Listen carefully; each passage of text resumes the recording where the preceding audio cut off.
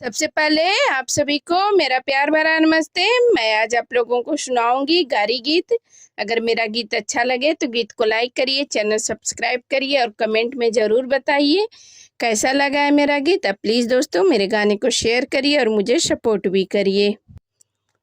तोहरा से बढ़िया बा हमरो यार का हमरे वरिया ताकेला।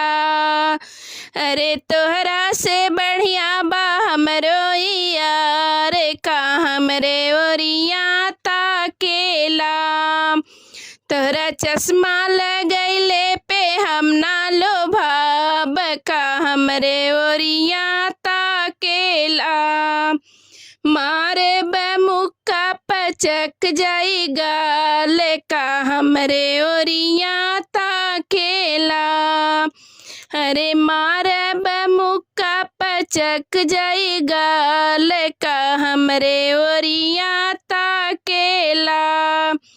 तोहरो से बढ़िया बा हमरो यार का हमरे ओरिया ताकेला। अरे तोहरा से बढ़िया बा हमरो यार का हमरे ओरिया ताकेला।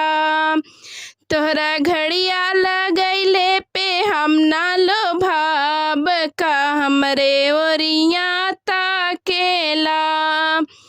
तोहरा घड़िया लगैले पे हम ना लोभाब का हमरे ओरिया ताकेला।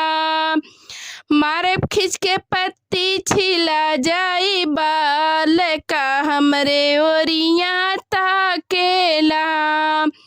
हो मारे खींच के पत्ती छिला जाई बाल का हमरे ओरिया ताकेला। तोहरा से बढ़िया बा हमरो यार का हमरे ओरिया ताकेला। तोहरा सिकड़ी पहिरला पे हम ना लोभाब का हमरे ओरिया ताकेला। हो तोहरा सिकड़ी पहिनले पे हम ना लोभाब का हमरे ओरिया ताकेला। हो मारे मुक्का पचक जाई गाल का हमरे ओरिया ताकेला। मारे मुक्का पचक जाई गाल का हमरे ओरिया